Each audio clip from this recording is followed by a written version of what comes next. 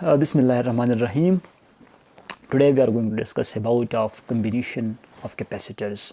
ठीक है, देखिए कैपेसिटर्स को हम दो तरीक़ों से कंबाइन कर सकते हैं। एक को हम कहते हैं सीरीज़ कम्बिनेशन,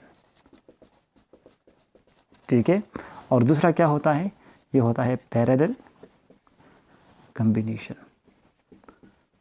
ठीक है, देखिए सीरीज़ कम्बिनेशन और पैरेलल कम्बिनेशन, अब इन दोनों के बीच फ़र्क क्या है, इस फ़र्क को अब हम समझेंगे। ठीक है, देखिए सबसे पहले अगर बात करें सीरीज़ कम्बिनेशन की, तो इसमें जो कैपेसिटर्स है ये प्लेट टू प्लेट एक दूसरे के साथ कनेक्ट होंगे। ठीक है, देखिए सबसे पहले ये समझे कि जो कैपेसिटर का सिंबल है, सिंबल ये क्या है, ये सिंबल दोनों प्लेट्स बिल्कुल सेम क्या होगे, बिल्कुल सेम इन लेंथ ये बनाओगे। ठीक है, ये कैपेसिटर है। और बैटरी का जो सिंबल है, बैटरी का जो सिंबल है वो क्या है, जो पॉजिटिव टर्मिनल है वो थोड़ा बड़ा और जो नेगेटिव है वो थोड़ा छोटा बनाना है। This is the difference between the symbols of capacitor and battery. ठीक है, ये कैपेसिटर हुआ, दिस इज कैपेसिटर, और ये क्या हुआ, ये बैटरी हुआ। ठीक है, अब देखिए सबसे पहले आते हैं सीरीज़ कम्बिनेशन के ऊपर कि सीरीज़ कम्बिनेशन में हम किस तरह कैपेसिटर को प्लेट टू प्लेट कनेक्ट करेंगे और इसकी जो प्रॉपर्टीज़ है क्या है, इसके ऊपर थोड़ा डिस्कशन कर रहे हैं। ठीक है, सीरीज़ कम्बिनेशन ऑफ कैपेसिटर्स में हम क्या करेंगे, हम capacitor plate to plate connect करेंगे। मिसाल के तौर पर ये एक कैपेसिटर हुआ, ये दूसरा कैपेसिटर हुआ और ये तीसरा कैपेसिटर हुआ। ठीक है, ये मैं कनेक्ट कर रहा हूँ इसके साथ और ये इसके साथ एक कंडक्टिव वायर है। ठीक है, जो इन तीनों को आपस में क्या करता है, कनेक्ट करता है। और फिर ये आखिरी प्लेट्स में लेके आता हूँ, इधर पर पोटेंशियल डिफरेंस सोर्स के साथ इसको क्या कर रहा हूँ, कनेक्ट कर रहा हूँ। ऐसा एक सर्किट बना, क्या बना, सर्किट, यानी करंट के फ्लो के लिए एक क्लोज रास्ता बना। अब देखिए अगर इधर पे मैं आप लोगों से पूछूं कि करंट के लिए कितने रास्ते हैं, तो आप कह सकते हैं कि करंट के लिए एक ही रास्ता है, यानी एक ही कंडक्टिव वायर्स है। ये तीनों जो कैपेसिटर्स है इसको मैंने क्या किए हैं, कनेक्ट किए हैं। अब देखिए, अब ये पोटेंशियल डिफरेंस सोर्स हुआ, ये कैपेसिटर नंबर 1 हुआ, ये कैपेसिटर नंबर 2 हुआ और ये कैपेसिटर नंबर 3 हुआ। ठीक है, अब इसकी एक खासियत है, देखिए इस कैपेसिटर में जितना चार्ज इस प्लेट पे स्टोर होगा उतना ही उस प्लेट पे, जितना पॉजिटिव प्लेट पे उतना नेगेटिव प्लेट पे, जितना पॉजिटिव प्लेट पे उतना नेगेटिव प्लेट पे स्टोर होगा। तो मतलब ये है कि अगर मैं सीरीज़ कम्बिनेशन की बात करूं तो इधर पर ये चीज़ मुझे समझना होगा कि सीरीज़ कम्बिनेशन में जो चार्ज की मकदार है, किस चीज़ की, जो चार्ज की मकदार है, क्यों, ये क्या है, ये सेम है। ठीक है, और पोटेंशियल डिफरेंस, ठीक है, जो पोटेंशियल डिफरेंस होगा ये क्या होगा, ये डिफरेंट होगा। ठीक है, पोटेंशियल डिफरेंस यानी V क्या होगा, ये डिफरेंट होगा। किस तरह डिफरेंट होगा, अब इसके ऊपर बात कर रहे हैं। ठीक है, अब देखिए जितना चार्ज Q1 कैपेसिटर में स्टोर होता है, इतना चार्ज Q2 में स्टोर होता है, उतना ही चार्ज Q3 में स्टोर होता है। तो मैं कह सकता हूँ कि चार्ज की मकदार सेम है, तो जस्ट इसको मैं क्यों लिख सकता हूँ। ठीक है, लेकिन पोटेंशियल डिफरेंस जो डिफरेंट है, हमारा काम इनके साथ है। तो जो टोटल पोटेंशियल डिफरेंस होगा ये V1 में अलग होगा, यानी कैपेसिटर नंबर 1 में V1 होगा, कैपेसिटर नंबर 2 में फिर अलग होगा, कैपेसिटर नंबर 3 में फिर अलग होगा। ठीक है, तो this is the main equation. ठीक है, तो आप लोगों ने सीरीज़ कम्बिनेशन की जो प्रॉपर्टी है इसके बारे में आप लोग ये समझ गए कि यार सीरीज़ कम्बिनेशन में चार्ज तो सेम होगा लेकिन पोटेंशियल डिफरेंस क्या होगा, ये डिफरेंट होगा।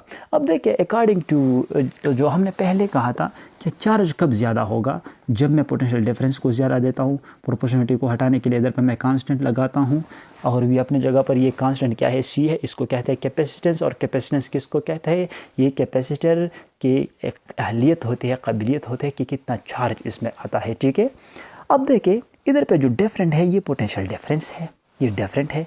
हर एक कैपेसिटर में क्या है, जो सीरीज़ में कनेक्टेड है, ये डिफरेंट है। तो इधर से मैं ऐसा कर रहा हूँ कि पोटेंशियल डिफरेंस का वैल्यू निकालता हूँ।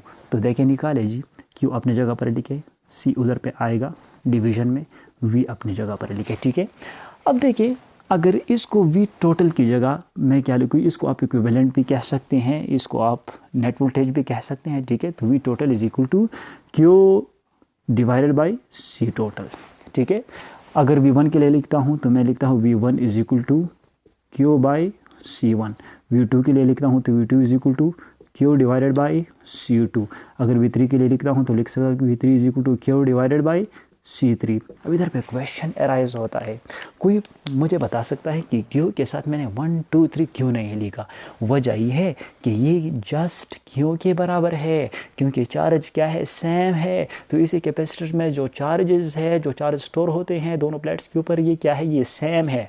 अब ऐसा करें, ये जो वैल्यूज़ मैंने कलेक्ट किए हैं, ठीक है ना, from the relation of charge and potential difference, इसको मैं इस इक्वेशन 1 में पुट करता हूँ, ठीक है। तो पुट करो, V टोटल या V इक्विवेलेंट किस चीज़ के बराबर है, Q divided by C total, ठीक है, इज इक्वल टू V1 किस चीज़ के बराबर है, तो Q डिवाइडेड बाई C1 के बराबर है, ठीक है, प्लस V2 किस चीज़ के बराबर है, Q डिवाइडेड बाई C2 के बराबर है, ठीक है, प्लस V3 किस चीज़ के बराबर है, Q डिवाइडेड बाई C3 के बराबर है।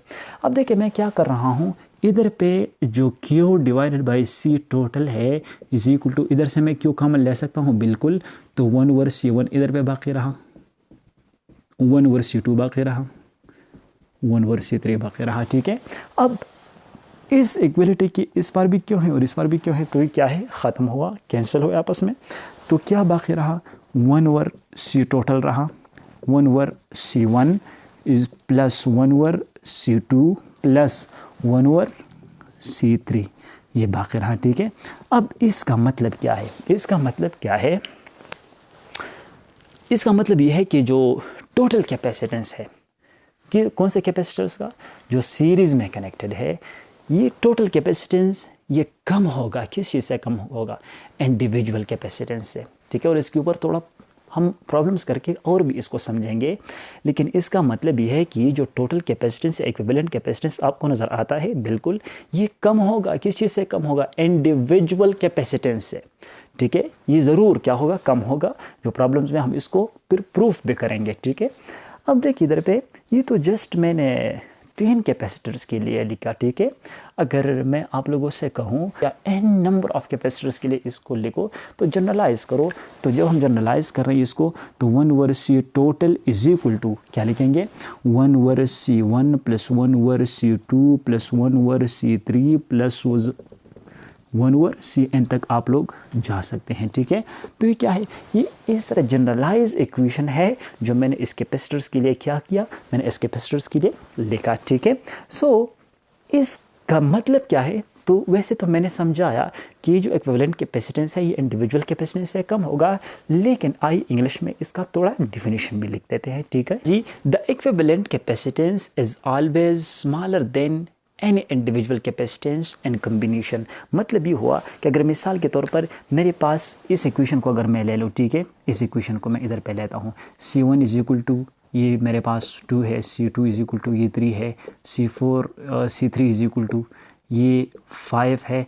तो जो C टोटल आएगा ना, ये इस 2 से भी कम होगा, 3 से भी कम होगा और 5 से भी कम होगा।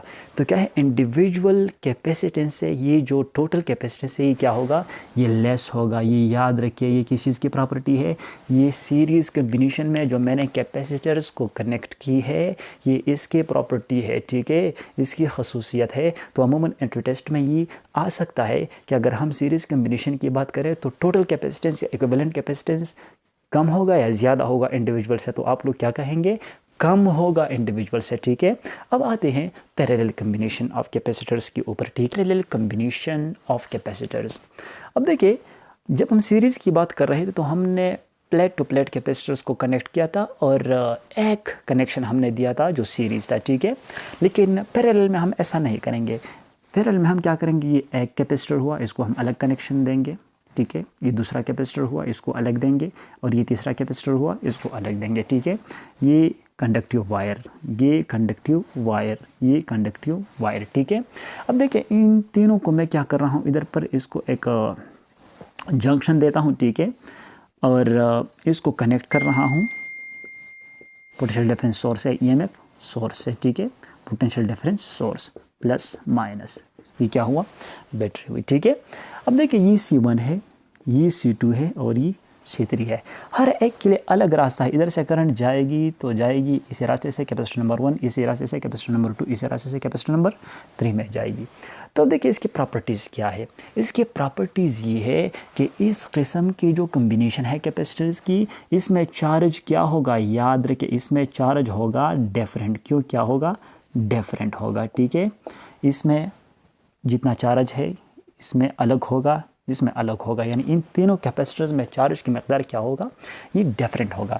जबकि वोल्टेज का जो मकदार है वोल्टेज का, ठीक है, या पोटेंशियल डिफरेंस का, ये क्या होगा, ये सेम होगा। Totally opposite of what, series. अब देखिए अगर मैं कहूँ कि वोल्टेज की मकदार सेम है तो मेरा मतलब है कि जितना वोल्टेज कैपेसिटर नंबर 1 में है इतना वोल्टेज कैपेसिटर नंबर 2 और इतना वोल्टेज कैपेसिटर नंबर 3, तो ये जस्ट मैं V के बराबर ले सकता हूँ, ठीक है। लेकिन अगर चार्ज की बात करो तो टोटल चार्ज ये कैपेसिटर नंबर 1 में क्या होगा, अलग होगा, कैपेसिटर नंबर 2 में अलग होगा, कैपेसिटर नंबर 3 में अलग होगा। तो इधर पर जो डिफरेंट है, इस डिफरेंट की बात मैं करूँगा, ठीक है। So again we have to come the relation between charge and the potential difference कि अगर पोटेंशियल डिफरेंस को मैं ज़्यादा देता हूँ तो चार्ज क्या होगा, ये ज़्यादा होगा। तो charge and potential difference again and direct relation, ठीक है। अब अगर इस प्रोपोर्शनलिटी को हटाता हूँ तो इधर पर मैं सी लगाता हूँ और सी क्या है, कैपेसिटेंस है। अब अगर मैं टोटल या इक्विवेलेंट के लिए लिखता हूँ तो Q total is equal to CV total, ठीक है। सिमिलरली या C टोटल आप लिख सकते हैं, V के साथ टोटल आपने नहीं लिखना है क्योंकि V क्या है, सेम है, ठीक है। Q1 is equal to C1V, Q2 is equal to C2V, ठीक है, and Q3 is equal to C3V, ठीक है। अब देखिए इधर पर V के साथ मैंने अगेन 1 2 3 नहीं लिखे। वजह क्या है, वजह यह है कि जो पोटेंशियल डिफरेंस है पैरेलल कॉम्बिनेशन ऑफ कैपेसिटर्स में, ये क्या है, सेम है। जबकि चार्ज के साथ मैंने अब 1 2 3 ये लिखे मैंने, वजह यह है कि जो चार्ज है ये डिफरेंट है पैरेलल कॉम्बिनेशन में, ठीक है। अब देखें ये सारे के सारे जो वैल्यूज़ मैंने इधर पे लिए हैं इसको मैं इस इक्वेशन 1 में पुट कर रहा हूँ, ठीक है। तो Q इक्विवेलेंट या Q टोटल किस चीज़ के बराबर होता है, C टोटल V के बराबर है। Q1 किस चीज़ के बराबर है, C1V के बराबर है, प्लस Q2 किस चीज़ के बराबर है, C2V के बराबर है, ठीक है। और Q3 किस चीज़ के बराबर है, C3V के बराबर है, ठीक है। तो C टोटल V को अपने जगह पर लिखे और इधर से V को कॉमन ले ले तो आएगा C1 plus C2 plus C3, ये बाकी रह जाएगा। अब V एज सेम, सो इक्वलिटी के इस बार ये भी और ये भी एक दूसरे के साथ क्या होता है, कैंसिल होता है। तो C टोटल आता है C1 plus C2 plus C3 आता है, ठीक है। अब देखिए इधर इस इक्वेशन का मतलब क्या है, इस इक्वेशन का मतलब है कि जो टोटल कैपेसिटेंस है ये हमेशा के लिए ज़्यादा होगा किस चीज़ से, इंडिविजुअल कैपेसिटेंस है, ठीक है। ये टोटल कैपेसिटेंस क्या होगा, ज़्यादा होगा। तो हमने जस्ट 3 कैपेसिटर्स के लिए लिखी। अगर हम इस इक्वेशन को जनरलाइज करें और इसको n नंबर ऑफ कैपेसिटर्स के लिए लिख देते हैं तो दिस इज़ क्वाइट इजी, क्योंकि C total is equal to C1 plus C2 plus C3 और आगे जाए अप टू प्लस Cn तक जाए, ठीक है। दिस इज जनरल इक्वेशन, ठीक है, for the capacitors which is connected in parallel, ठीक है ना। तो इसका मतलब ये है कि इसमें जो टोटल कैपेसिटेंस है इसके मकदार, इसके मैग्नीट्यूड इंडिविजुअल कैपेसिटेंस से क्या होगा, ज़्यादा होगा। जबकि सीरीज़ में क्या था, सीरीज़ में टोटल कैपेसिटेंस कम था, ठीक है। अब देखिए इसको लिख देते हैं, ठीक है। ये in parallel combination the equivalent capacitance is always greater than any individual capacitance, ठीक है। तो फिर बताता हूँ कि इसमें जो इक्विवेलेंट कैपेसिटेंस है ये हमेशा के लिए इंडिविजुअल से क्या होगा, ज़्यादा होगा। और इसका मिसाल ये है कि मिसाल के तौर पर C1 है 2, C2 है 3 और C4 है C3 है 4, ठीक है। फैराड फैराड फैराड, ठीक है। तो ये टोटल कितना होगा, इन तीनों को क्या करो, ऐड करो। सो 4 और 3 7, 7 और 2 9 फैराड आए, ठीक है। तो टोटल कैपेसिटेंस इसमें क्या है, ये ज़्यादा है, ठीक है। Thank you.